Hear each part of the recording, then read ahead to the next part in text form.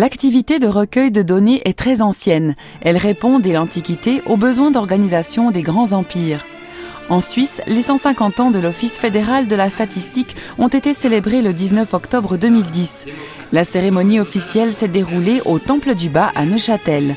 L'occasion de rappeler que l'implantation de cet office dans le canton de Neuchâtel est une réussite. C'était important à plusieurs points de vue. D'abord, comme Neuchâtelois, je dois le dire quand même, c'est la réussite de la décentralisation fédérale, cet Office fédéral de la statistique. Et puis évidemment, comme chef du département, c'est un grand office qui sert au fond à tous les autres et en particulier à tous les citoyens pour pouvoir mener l'État avec les bonnes informations, avec aussi les informations aussi indépendantes et transparentes que possible.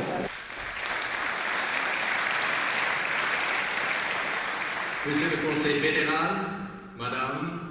À sa naissance, le 1er juin 1860, l'ancêtre de l'OFS, le Bureau de statistique du département fédéral de l'Intérieur, ne comptait que 3 collaborateurs, le directeur, un assistant et un secrétaire. Avec des budgets très restreints au départ, l'Office avait des missions qui se limitaient au minimum. En 1860, le Bureau statistique a fait le 2e recensement de la population et le but était que l'État avait des connaissances, combien de personnes habitaient dans le pays pour savoir comment on répartit les sièges au Conseil national. Et puis c'était aussi important de savoir combien de soldats on pouvait recruter et puis combien de fusils étaient dans les ménages en Suisse. Plus tard, dans les années 1880-1890, l'Office était rapidement impliqué dans la création de tests physiques, de tests de santé des nouvelles recrues qui sont poursuivis jusqu'à aujourd'hui, et également des tests sur leurs compétences scolaires, lire, écrire, compter. Avec le temps est venu le besoin d'examiner d'autres aspects de la société, à l'image de ce qui se faisait dans les pays voisins de la Suisse. On a alors eu besoin de données sur le commerce, de données sur la vie sociale, les routes, les développements des chemins de fer et ainsi de suite. La statistique moderne était née.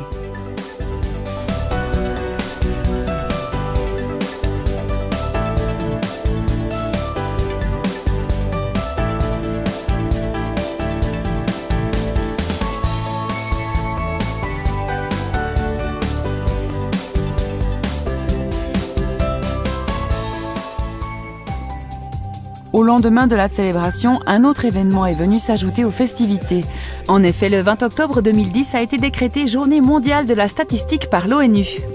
C'est dans ce cadre que l'Office fédéral de la statistique a organisé une journée de réflexion autour de la mesure du progrès et de la qualité de vie. Lors de ce forum, ont été présentés et débattus les apports de la statistique suisse dans le cadre des recommandations de la commission Stiglitz.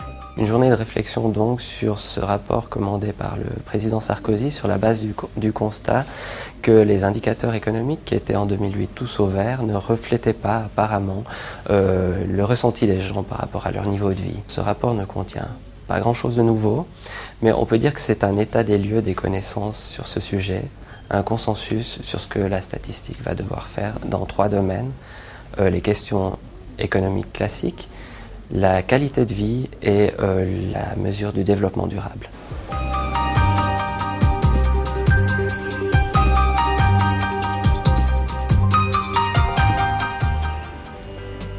150 ans, ça se fête également avec les citoyens et citoyennes. Le 6 novembre 2010, l'Office fédéral de la statistique a donc ouvert ses portes au public. Une occasion privilégiée de découvrir comment se créent les statistiques. Pas facile de vulgariser des méthodes scientifiques et de les rendre accessibles à chacun. Mais selon les visiteurs et les organisateurs, l'exercice est réussi. Cette journée porte ouverte a donné une émulation à tout l'office, les gens participent, les gens sont créatifs et beaucoup de choses intéressantes sont mises en place, des choses ludiques également. Par exemple ici le jeu de loi. Je suis émerveillée de la créativité de mes collègues pour cette journée porte ouverte. En effet, chaque section dévoile à sa manière au public les enjeux de la statistique suisse. L'ensemble des collaborateurs de l'OFS s'est engagé pour que la fête soit au rendez-vous. Je suis ravi parce que je vois que les collaboratrices et les collaborateurs, ils montrent avec une grande motivation le travail au public de la Suisse. Mais pourquoi est-ce si important de communiquer à l'extérieur le travail de l'OFS ? L'Office fédéral de la statistique a un mandat du Conseil fédéral, donc on reçoit de l'argent de la Confédération. Et puis c'est très important donc, de montrer au public ce que nous, l'Office fédéral de la statistique, fait avec cet argent. C'est important pour nous de rendre les statistiques plus accessibles pour le public, de mieux expliquer pourquoi est-ce qu'on produit toutes ces statistiques, à quoi est-ce qu'elles servent, comment est-ce qu'elles peuvent être utilisées. C'est important aussi que le public puisse rentrer librement de temps en temps dans ce bâtiment, de voir comment fonctionne finalement un grand office de la statistique. Et tout le public y trouve son compte, particulièrement les enfants. C'est une exposition qui est bien conçue, elle est surtout faite pour les enfants. Je trouve que c'est intéressant pour les enfants de pouvoir avoir des posts interactifs. C'est rigolo toutes les statistiques qu'il y a. Moi, je sais pas comment on dit, statistiques. Il y en a plein. Ouais, c'est bien, c'est rigolo. On était très intéressés de voir comment la Suisse a évolué depuis 150 ans.